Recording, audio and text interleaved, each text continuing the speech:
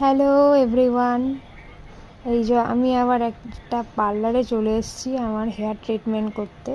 এই দেখো আমার হেয়ারটা ওয়াশ হচ্ছে আর শ্যাম্পু করা চলছে।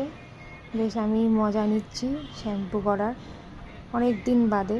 এই যে আমার হেয়ারটা ড্রাই করার জন্য বসেছি।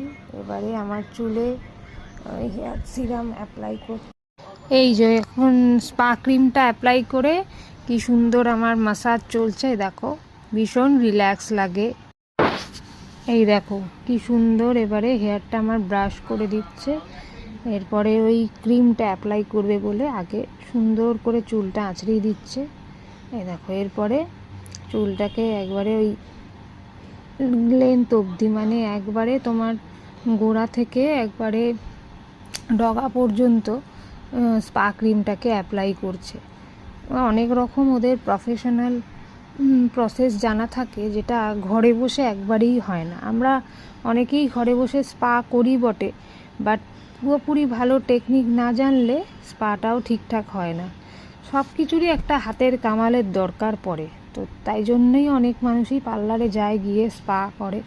আমার খুব একটা সময়ের অভাবের জন্য এই পার্লারে আসা হয় না। তো এই যে এখন আমার মাসাজ চলছে, এই দেখো খুব সুন্দর করে মাসাজ করছে। আর ওরা লাইটটা অফ করে দিয়ে ডিম লাইট জ্বালিয়ে একটা মিউজিক চালিয়ে দিয়েছিল।